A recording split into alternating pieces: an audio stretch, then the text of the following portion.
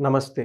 మనము May month మిథున రాశి ఫలాలు చెప్పుకుందాం. దానికి ముందుగా ఈ మే మంత్ యొక్క విశిష్టత మనం తెలుసుకుందాం. మే మంత్ అంతా మనకి వైశాఖ మాసంతో ఉంటుందనమాట. మనకి అక్షయ తృతీయ అయిపోయిన వెంటనే మే మంత్ స్టార్ట్ అవుతుంది. అంతేకాకుండా వైశాఖ మాసంలో బుద్ధ పూర్ణిమ కూడా చాలా విశిష్టత కలిగిన మాసం రోజని మనం చెప్పుకోవాలి.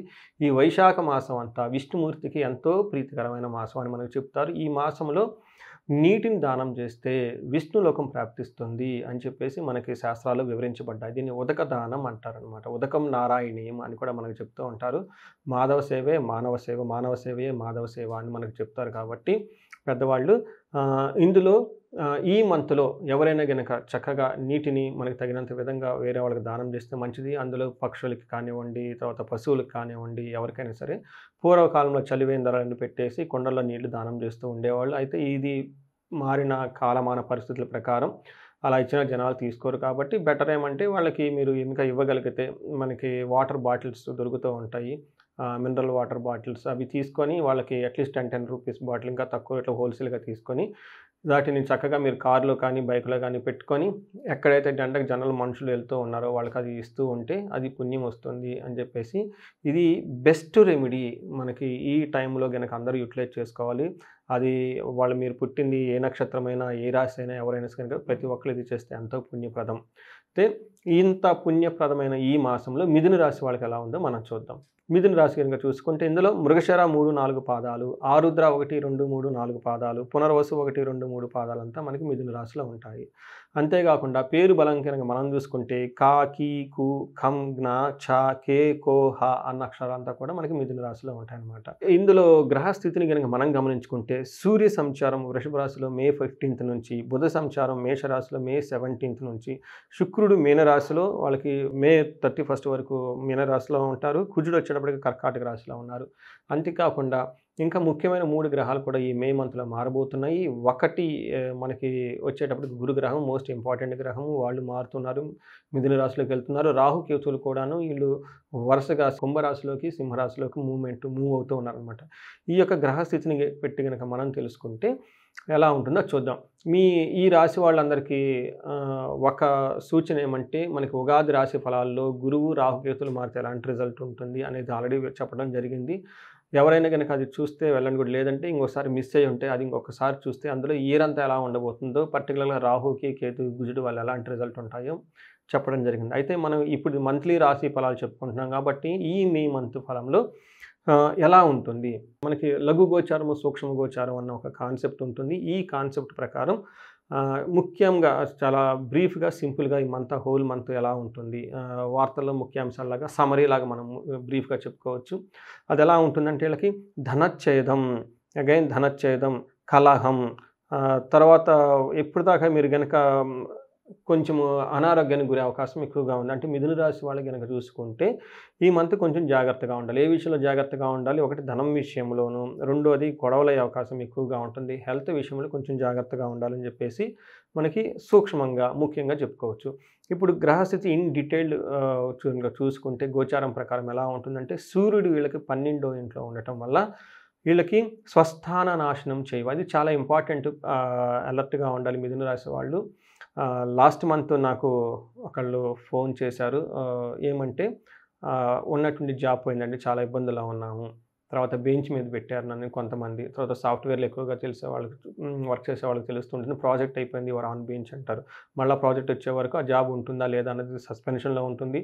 కొంతమందికి చక్కగా జాబ్ చేస్తూ ఉన్నారు. కానీ ఉన్నట్టుండి జాబ్ అనేది పోయింది. ఇలా జాబులకు సంబంధించి ఇబ్బందులు పడే అవకాశం ఎక్కువగా ఉంటుంది. కొంతమందికి అలా మిక్స్డ్‌గా టోటల్‌గా గనుక చూసుకుంటే ఏమని చెప్తారంటే మన సంస్కృతంలో మహర్షులు స్వస్థాన నాశనం చైవ బంధురోగ ధనవ్యయ ప్రాణపర్యంతమాపత్తిం రవమానం వ్యయే రవో 12వ ఇంట్లో గనక సూర్యుడు ఉంటే ఏమవుతుందంటే ఫస్ట్ స్వస్థాన నాశనం చేయవ. మీరు చక్కగా డిగ్నిటీగా ఒక పని చేసుకుంటుంటే ఆ పనిలో మీకు సెట్ బ్యాక్స్ వచ్చేస్తాయి. ఎంప్లాయీస్‌లో కానివ్వండి, బిజినెస్ పీపుల్ కానివ్వండి, వేరే వాళ్ళు కానివ్వండి అనుకోని విధంగా మీకు మీరున్న పొజిషన్‌లో నుంచి డౌన్‌ఫాల్ అయ్యే అవకాశం ఎక్కువగా ఉంటుంది. ఇబ్బందులు వచ్చే అవకాశం ఎక్కువగా ఉంటుంది. దానితో పాటు బంధు రోగ ధనవ్యయ బంధువులకు రోగాలు ఏమైనా వచ్చేసి తద్వారా ధనం విపరీతంగా ఖర్చు అయ్యే అవకాశం ఎక్కువగా ఉంటుంది. ప్రాణ పర్యంతం ఆపత్తిం అయ్యో ప్రాణం పోతుందే, ప్రాణం పోయే లాంటి సంఘటనలు వచ్చేసి అలాంటి సంఘటనలు జరిగే అవకాశం ఎక్కువగా ఉంటుంది. అవమానం, ఇన్సల్టింగ్స్ ఎక్కువగా ఉంటాయన్నమాట. ఇది మనకి వ్యయం, విపరీతమైన వ్యయంలో ఖర్చులతో ఉండటం వల్ల రవి ఇవన్నీ కలిగిస్తున్నాడు కాబట్టి కొంచెం జాగ్రత్తగా ఉండాలి. అంతేకాకుండా మనకి సూర్యుడు కొంచెం మంచిని కూడా మీకు చేస్తున్నాడనమాట. ఏ విధంగా అంటే elimination of disease and enemies అని చెప్తూ ఉంటారు. అంటే మీకు శత్రువులు అనేవాళ్ళు ఎవరు ఉండరు. రోగాలు లాంటివి ఏముండవు. హెల్తీగా ఉంటారు. అంటే ఒక రకంగా చెప్పాలంటే మీరు ఆరోగ్యంగా బాగుంటారు. శత్రువులు అనేవాళ్ళు ఎవరు ఉండరు. ప్రొఫెషనల్ మ్యాటర్స్‌లో మాత్రం ఇబ్బందులు ఉంటాయని ఇది సూర్యుని వల్ల మనకు తెలుస్తుంది.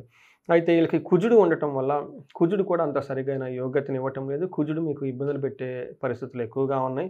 వీళ్ళు గనక చూసుకుంటే సెకండ్ హౌస్‌లో ఉండటం వల్ల ధన నష్టము, అవమానము, కఠినంగా మాట్లాడే అవకాశం ఎక్కువగా ఉంటుంది. అంతేకాకుండా అధికారులతో అసంతృప్తి మీ పై అధికారులతో మీరు అంత సాటిస్ఫాక్షన్‌గా ఉండరు. ఏదో ఒక విధంగా కొంచెం ఇబ్బందులు పడే సిట్యుయేషన్స్ ఎక్కువగా ఉంటాయి. అయితే ఐదో ఇంట్లో దృష్టి ఉండటం వల్ల పుత్రులతో విరోధము, మనస్తాపము, సంతానం వల్ల గొడవలు ఇచ్చే అవకాశం ఎక్కువగా ఉంటుంది.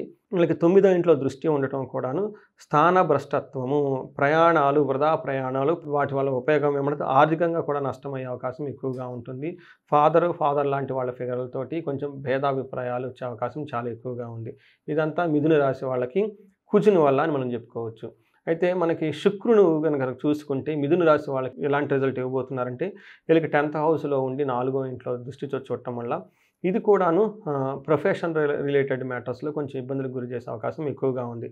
ఏ ప్రకారంగా అంటే వెకులం చైవ నిస్సత్వం అర్ధానాశనం రిపోభ్రయం స్త్రీ సౌఖ్య హాని మాప్నోతి దశమస్తే భవేత్ భృగు అంటే శుక్రుడు అనమాట. శుక్రుడు గనక 10వ ఇంట్లో ఉంటే ఏమవుతుంది? మన సంస్కృతంలో మహర్షులు ఏం చెప్తారంటే వెకులం అంటే మనసులో ఎప్పుడు ఏదో బాధపడే సిట్యుయేషన్స్ ఉండే అవకాశం ఎక్కువగా ఉంటుంది. నిస్సత్వం అంటే శరీరంలో బలం తగ్గిపోవటం అవకాశం ఎక్కువగా ఉంటుంది. అర్ధనాశనం భయం శత్రువుల భయం ఉంటుంది. ధనం పోగొట్టుకుంటారు. స్త్రీ సౌఖ్యం హాని ఇప్పటిదాకా గనక వైఫ్ అండ్ హస్బెండ్ కానివ్వండి, లేదంటే ఫ్రెండ్స్ కానివ్వండి, ఇంట్లో గనక స్త్రీల ద్వారా కానీ, లేదంటే బయట ఆఫీసుల్లో పనిచేసే కొలీగ్స్‌లో ఎవరున్నా కానీ స్త్రీ సౌఖ్యం వాళ్ళ నుంచి వాళ్ళ నుంచి సపోర్ట్ అనేది మీకు రాదు.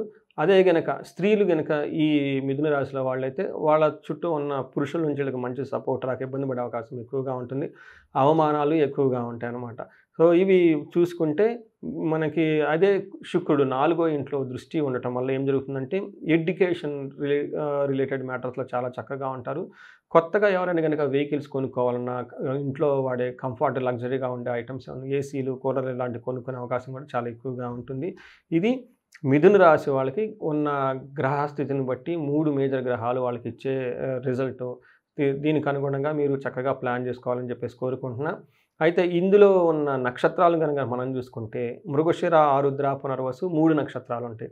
ఇందులో మృగశిర నక్షత్రం గనక చూసుకుంటే వీళ్ళకి లాభప్రదంగా ఉంటుంది, సౌఖ్యంగా ఉంటారు, క్షేమంగా ఉంటారు, వస్త్రలాభం ఉంటుంది, పరవాసము అంటే ఉన్న ప్లేస్‌లో నుంచి దూరంగా వెళ్లి అక్కడ ఉండి గడిపే అవకాశం ఎక్కువగా ఉంటుంది. ఫారిన్ వెళ్ళే వాళ్ళకి కానివ్వండి, అలాంటి వాళ్ళకి చాలా ఫేవరబుల్‌గా ఉంటుంది. వీళ్ళకి ఛాలెంజెస్ గనక చూసుకుంటే మృత్యు భయము, కలహము అని ఈ 2 చూపిస్తూ ఉన్నాయి.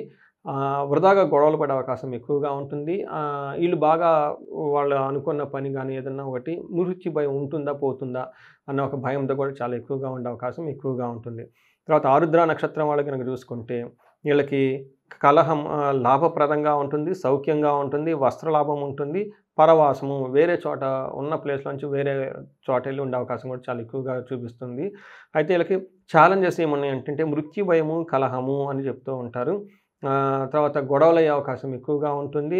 తర్వాత మృత్యు భయము వాళ్ళకి ఇప్పటిదాకా ఉన్న ఒక పని కానివ్వండి, ఒక ప్రాజెక్ట్ కానివ్వండి, లేదంటే వీళ్ళకి సరౌండింగ్ ఒక సపోర్ట్ ఇచ్చే అవి ఏమన్నా వీళ్ళకి దూరం అయిపోతాయేమో అని ఒక భయపడే అవకాశం కూడా ఎక్కువగా ఉంటుంది. పునర్వసు నక్షత్రం వాళ్ళకి అగైన్ వీళ్ళకి లాభప్రదంగా ఉంటుంది, సౌఖ్యంగా ఉంటారు, వస్త్రలాభం ఉంటుంది, పరవాసము చూపిస్తుంది.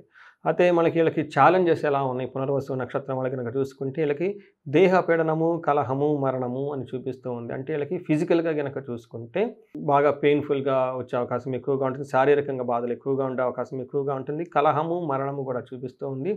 ఇక్కడ గొడవలయ్యే అవకాశం ఎక్కువగా ఉంటుంది. ఇక్కడ మరణము అంటే మనకి రెగ్యులర్‌గా వాడే మరణం అని కాదండి. వీళ్ళకి ఇప్పటిదాకా ఏదైనా గనక వర్క్ గాని, ఒక పని గాని ఇంతకుముందు ఫ్యూచర్‌లో స్టార్ట్ చేసుంటే మీకు డ్రీమ్ ప్రాజెక్ట్స్‌గా గాని ఏదన్నా అనుకున్నయి కావాలనుకుంటే అవి రాకుండా ఇబ్బంది పడే అవకాశం మీకు ఎక్కువగా ఉంటుంది. ఆగిపోయే అవకాశం ఎక్కువగా ఉంటుంది. మీకు నుంచి దూరంగా వెళ్ళిపోయే అవకాశం ఎక్కువగా ఉంటుంది. వీటిని మరణము అని చెప్తారు. ఇవి కాకుండా ఆరుద్ర నక్షత్రం వాళ్ళకి సుఖనాశనం. ఈ మంత్ అంతా కొంచెం మీరు సుఖ సౌఖ్యాలకు దూరంగా ఉండే అవకాశం ఎక్కువగా ఉంది.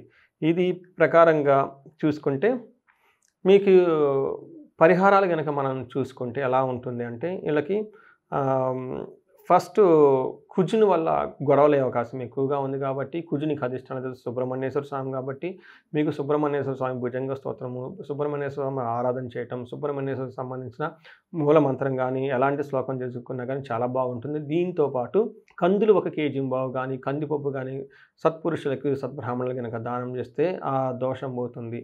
తర్వాత ఈళ్ళకి గొడవలు, మరణం కొంచెం ఎక్కువ రేంజ్‌లో గనక ఉంటే ఈళ్ళకి చండీ హోమం చేపించుకున్న, చండీ పారాయణ చేసుకున్నా గానీ ఈ గొడవల నుంచి విముక్తి వస్తుంది. వీటితో పాటు ఈళ్ళకి మృత్యు భయం గూడా ఎక్కువగా చూపిస్తూ ఉంది.